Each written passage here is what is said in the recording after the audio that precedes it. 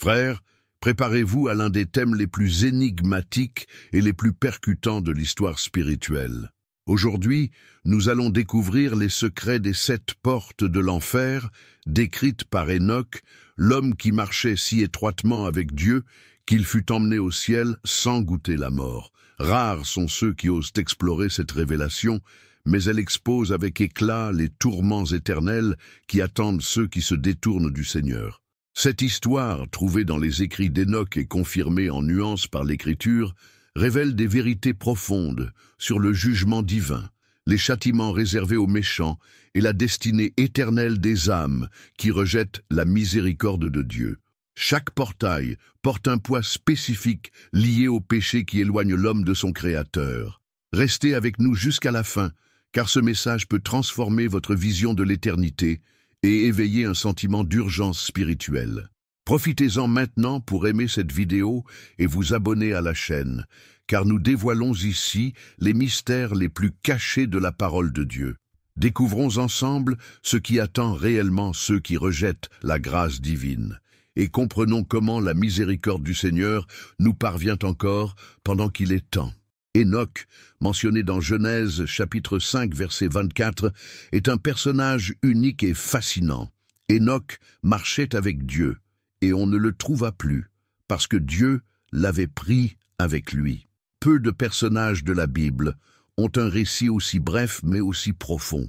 C'était un homme dont la sainteté et la communion avec Dieu le rendaient digne d'être enlevé directement au ciel, sans passer par la mort, signe extraordinaire de la faveur divine.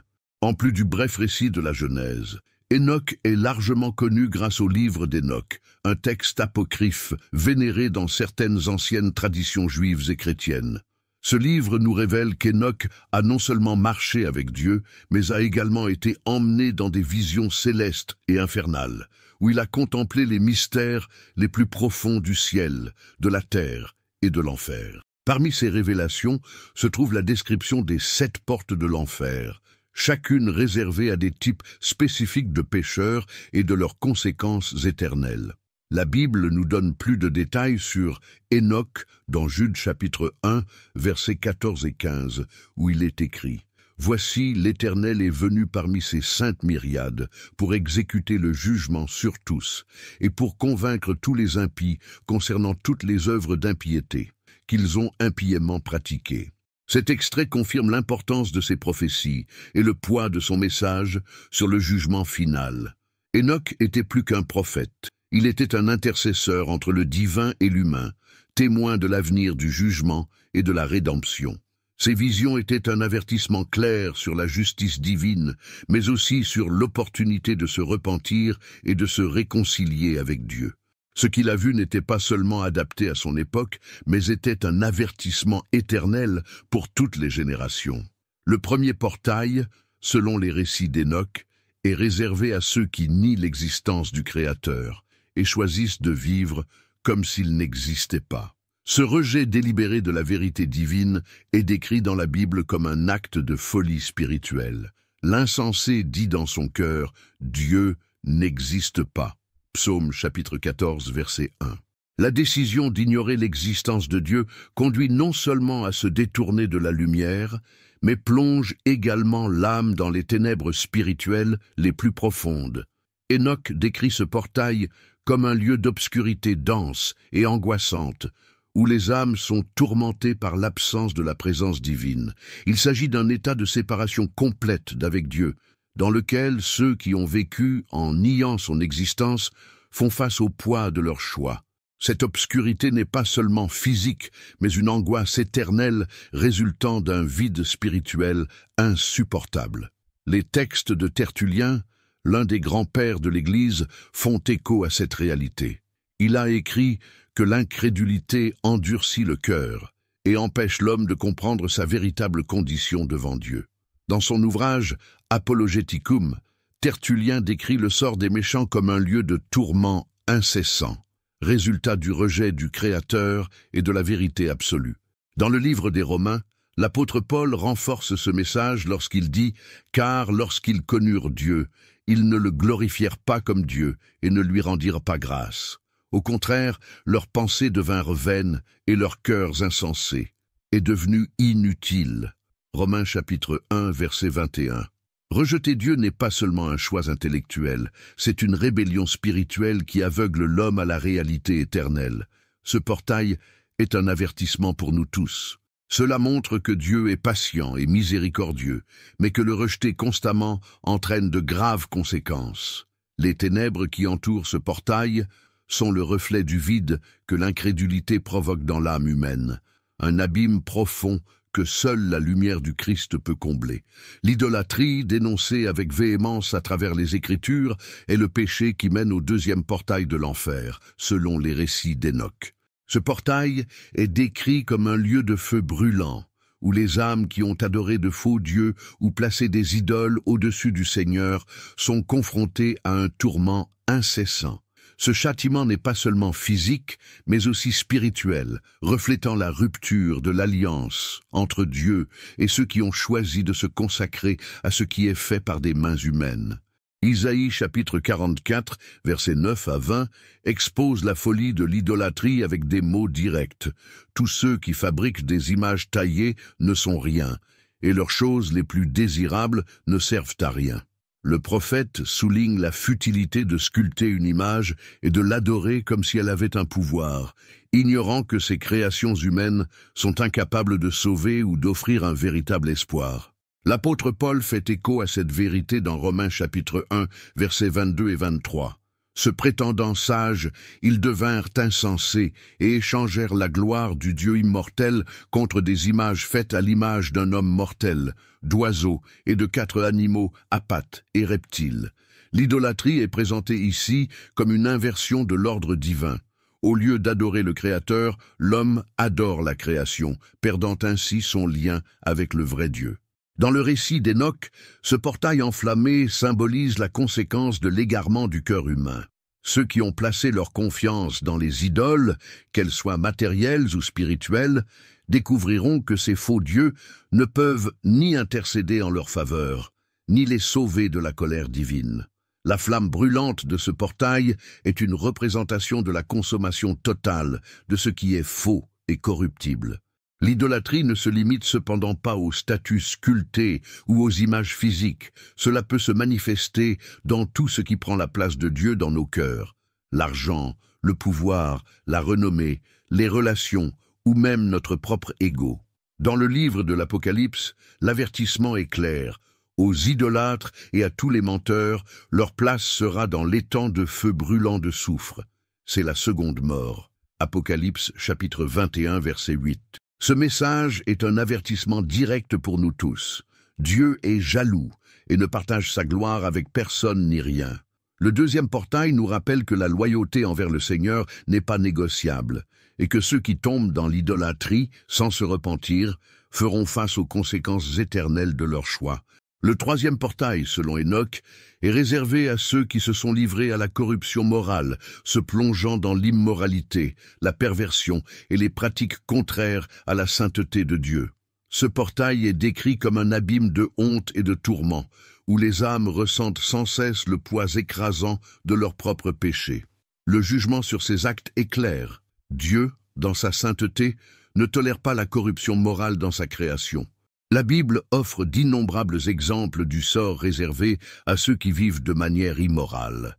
Dans Jude chapitre 1 verset 7, nous lisons à propos du châtiment de Sodome et Gomorrhe. De même, Sodome et Gomorrhe et les villes qui les entourent, qui se livrant à l'immoralité et au vice contre nature, furent donnés en exemple de le châtiment du feu éternel. Ces villes ont non seulement rejeté les voies de Dieu, mais ont également adopté des pratiques qui déformaient son ordre et sa sainteté. En conséquence, ils sont devenus un symbole du jugement divin contre la corruption morale. Selon le récit d'Hénoch, ce portail va au-delà du châtiment physique, exposant les pécheurs à une honte éternelle. Non seulement ils font face aux tourments, mais ils revivent également les conséquences de leur choix, subissant constamment le poids de leurs actes immoraux.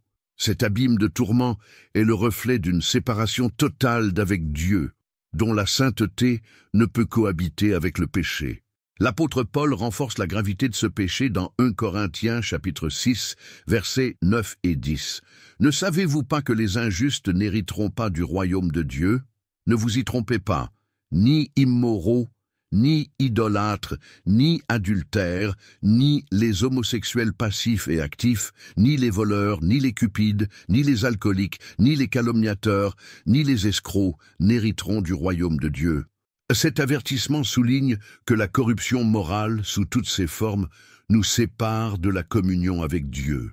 Enoch nous montre que ce portail n'est pas seulement un lieu de jugement, mais aussi le reflet de la justice de Dieu en action.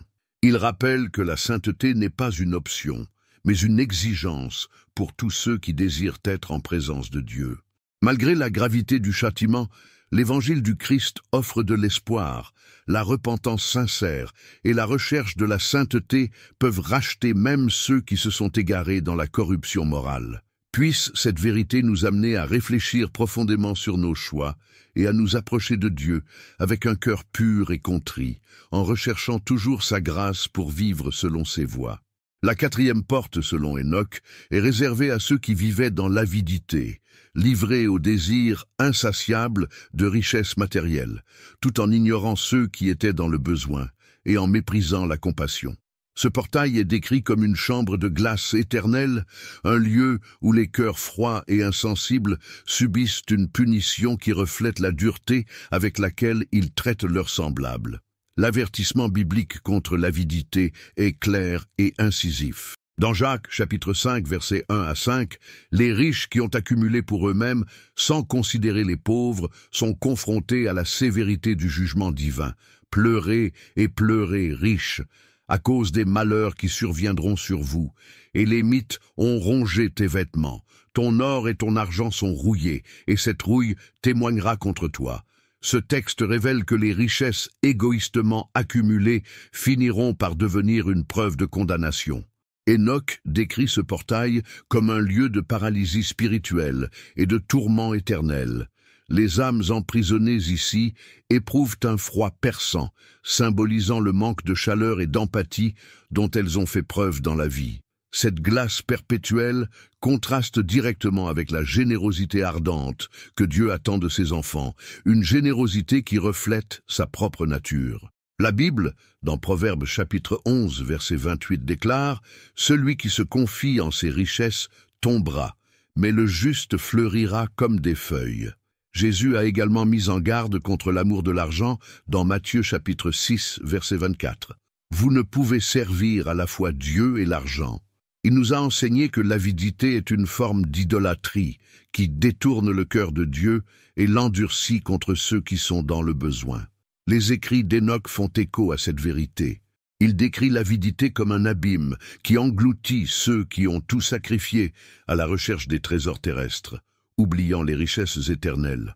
Ce portail nous rappelle que l'argent, bien qu'utile en tant qu'outil, ne devrait jamais être le but ultime de la vie. L'apôtre Paul avertit d'abord Timothée chapitre 6, verset 10, « Car l'amour de l'argent est la racine de tous les maux. » Certains, parce qu'ils convoitaient l'argent, se sont éloignés de la foi et ont été tourmentés par de nombreuses souffrances. Ceux qui franchissent la quatrième porte sont un témoignage vivant de cette vérité, car ils affrontent le tourment pour avoir placé leur confiance dans l'or plutôt que dans le Seigneur. Ce portail est une invitation à la réflexion. Vivons-nous pour accumuler ou pour partager?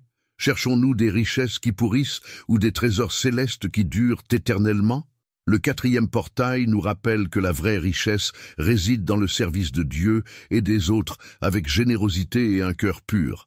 La cinquième porte, selon Enoch, est réservée à ceux qui ont eu recours à la violence et au meurtre, profanant le caractère sacré de la vie humaine créée à l'image de Dieu. C'est un endroit où résonnent continuellement des cris de désespoir, reflet direct des vies qui ont été cruellement enlevées. Le récit d'Enoch décrit ce portail comme une vallée de lamentation et d'ombre, où les coupables revivent les conséquences de leurs actes, face à la justice divine dans sa plénitude. Dès le début de la Bible, nous voyons comment Dieu considère la vie comme sacrée. Genèse chapitre 4 verset 10 révèle à quel point le Seigneur prend au sérieux l'effusion du sang innocent. Après que Caïn ait assassiné Abel, Dieu dit « Le sang de ton frère crie vers moi depuis la terre ». Cette image puissante souligne qu'aucun acte de violence ne passe inaperçu aux yeux du Créateur. Le livre d'Enoch va plus loin en décrivant ce portail comme un lieu de tourment pour ceux qui ignoraient le commandement divin de préserver la vie. Les personnes violentes et les meurtriers subissent une juste punition, entourés des lamentations de leurs victimes, qui réclament sans cesse justice. Cela nous rappelle que Dieu, en tant que juge suprême, non seulement condamne les actes de violence, mais garantit également que justice sera rendue. Tout au long de l'histoire biblique, la gravité du meurtre est réaffirmée. Dans Exode chapitre 20 verset 13, l'un des 10 commandements est clair, « Tu ne tueras pas ». Proverbe chapitre 6, versets 16 à 19 énumère les mains qui versent le sang innocent parmi les choses que Dieu déteste. De plus, dans Matthieu chapitre 5, versets 21 et 22, Jésus élargit la compréhension du commandement, montrant que même la haine dans le cœur est condamnée. Celui qui est en colère contre son frère sera soumis au jugement.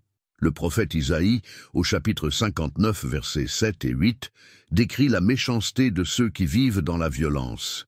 Leurs pieds courent vers le mal, ils sont prompts à verser le sang innocent. Leurs pensées sont des pensées perverses. La ruine et la destruction marquent leur chemin. Cette description révèle le chemin de destruction qui mène au 5e portail, où les violents récoltent les fruits amers de leurs actions. Les premiers écrits chrétiens, comme ceux de Tertullien et d'Augustin, font également écho à cette vérité, soulignant que la violence est un affront direct à Dieu. Pour eux, la justice divine est incontournable, et les meurtriers doivent faire face au poids de leurs transgressions, dans le temps et dans l'éternité. Cependant, même face à un jugement sévère, la grâce de Dieu se manifeste toujours. L'histoire de l'apôtre Paul en est un exemple frappant. Avant sa conversion, il fut complice de la mort d'Étienne et violent persécuteur des chrétiens. Mais lors de sa rencontre avec le Christ, sa vie a été transformée. Cela nous montre que même si la 5e porte est un lieu de justice, un repentir sincère peut renverser même les pires destins. Ce portail n'est pas seulement un rappel de la justice divine, mais aussi un appel à la réflexion et au changement.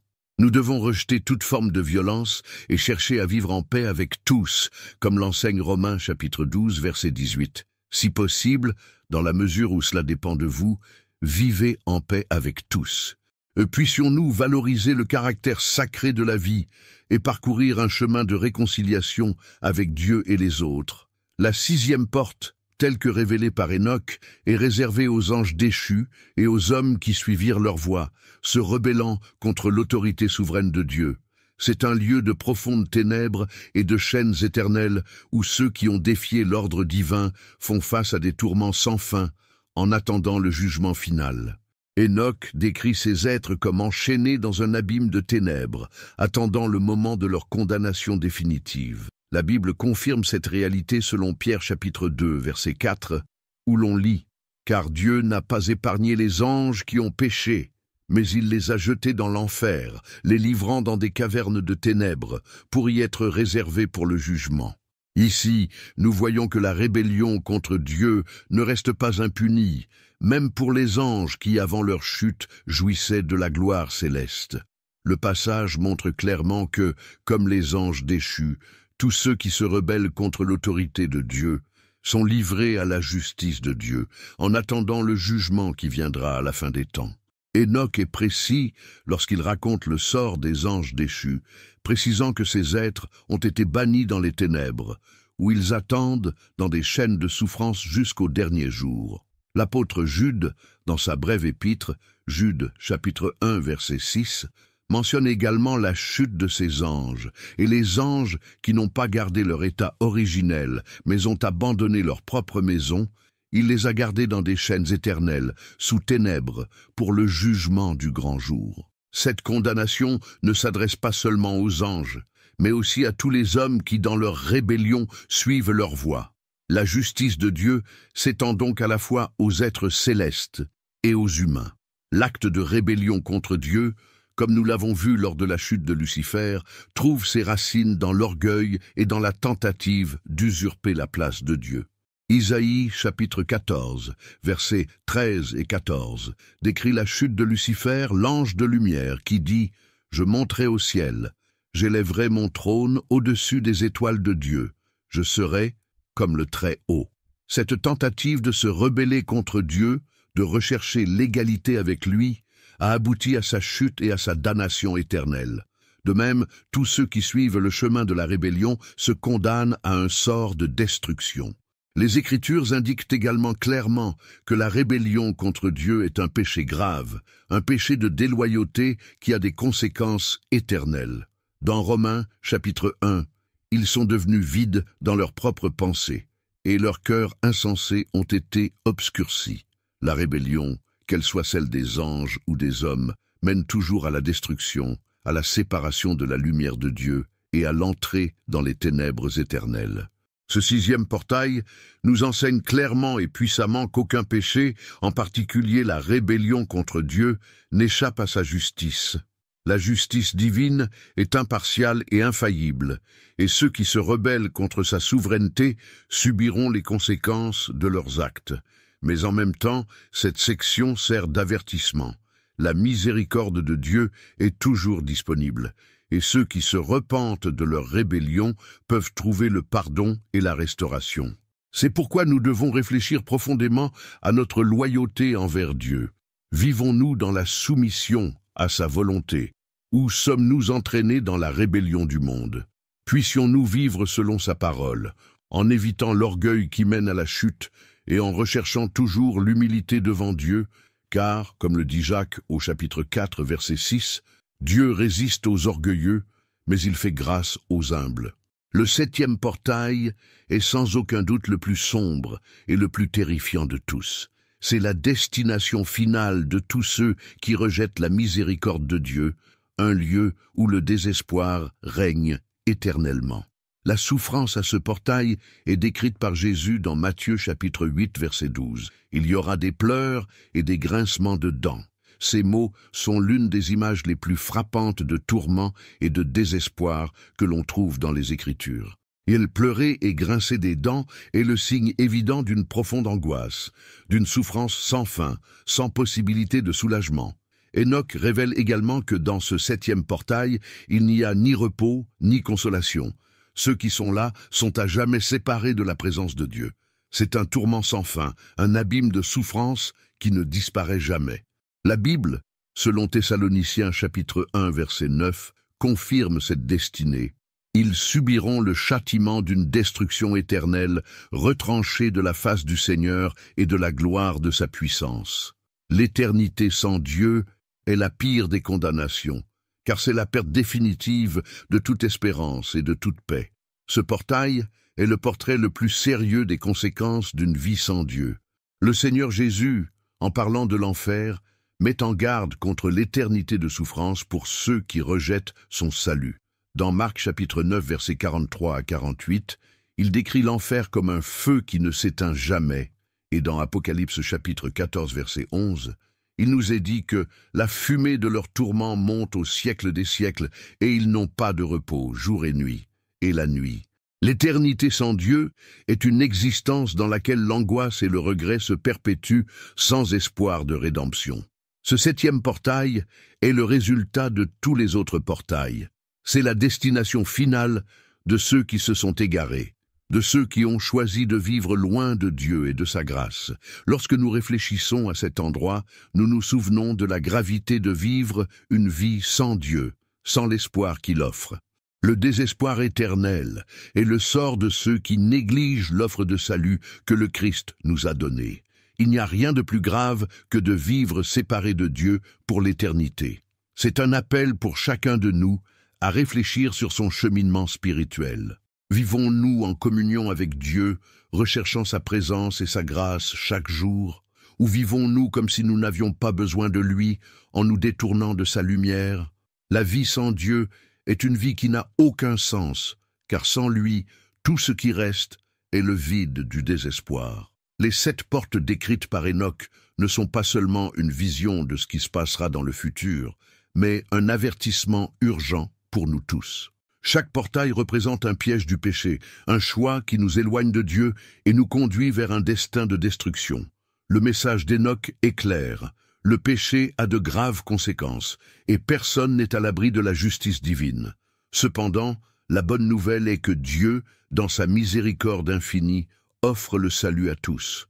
L'histoire d'Enoch nous enseigne que, même face au jugement divin, il y a toujours de l'espoir pour ceux qui se repentent et recherchent la grâce de Dieu. Jésus, le Fils de Dieu, est venu dans le monde pour sauver les pécheurs, et il nous offre un chemin vers la rédemption. Romains chapitre 6 verset 23 résume brillamment cette offrande divine. Le salaire du péché, c'est la mort, mais le don de Dieu, c'est la vie éternelle en Jésus-Christ notre Seigneur. La mort éternelle est le destin de ceux qui restent dans le péché, mais la vie éternelle, offerte par Jésus, est le don gratuit pour tous ceux qui se repentent et le reçoivent comme sauveur. Enoch nous appelle à la repentance, à l'obéissance à Dieu et à l'abandon du péché.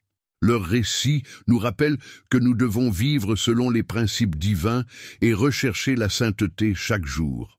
L'appel au salut est disponible de notre vivant, et nous devons répondre à cet appel avec foi et obéissance. Autant les portes de l'enfer montrent un sort terrible pour les méchants, autant la Bible nous montre également que la miséricorde de Dieu est plus grande que n'importe quel péché. Jésus est mort pour nous afin que nous n'ayons pas à affronter ces portes de tourment, mais plutôt à vivre en sa présence pour toujours. En nous repentant et en recherchant sa grâce, nous pouvons être sauvés de la destruction éternelle. Aujourd'hui, frères, nous sommes invités à réfléchir sur notre propre vie. Allons-nous vers le salut ou nous éloignons-nous du Seigneur? Ce que nous choisissons aujourd'hui peut déterminer notre destinée éternelle. Puissions-nous suivre l'exemple d'Enoch qui a marché avec Dieu et a été dirigé par lui. Que nos vies soient une démonstration de foi, de repentance et d'obéissance, afin que lorsque nous atteignions la fin de notre voyage, nous puissions être en présence de Dieu, loin des portes du tourment, dans la joie éternelle de son salut. Au cours de notre voyage à travers les 7 portes de l'enfer, nous avons vu les graves dangers du péché et le sombre sort de ceux qui rejettent la grâce de Dieu. Chaque portail représente un choix qui peut nous séparer de Dieu et nous conduire au tourment éternel. Mais la bonne nouvelle est que le salut est à la portée de tous ceux qui se repentent et recherchent la grâce divine. Maintenant, nous vous invitons à réfléchir sur votre propre vie et à choisir de vivre selon la volonté de Dieu. Si vous voulez faire l'expérience du salut et éviter les portes de l'enfer, priez cette prière. Seigneur Dieu, je reconnais que je suis un pécheur et que j'ai besoin de ta grâce. Je me repens de mes transgressions et demande pardon pour tous mes péchés. Je crois en Jésus-Christ comme mon Sauveur et Seigneur, et je t'abandonne ma vie. S'il te plaît, fortifie-moi pour vivre dans l'obéissance à ta volonté et guide-moi sur ton chemin de salut, au nom de Jésus. Amen. Si vous avez dit cette prière sincèrement, félicitations. Vous faites désormais partie de la famille de Dieu et êtes protégés de la damnation éternelle. N'oubliez pas de commenter ci-dessous ce que vous avez pensé de cette histoire et de vous abonner à la chaîne pour plus de messages qui apportent de la lumière et de l'espoir dans votre vie.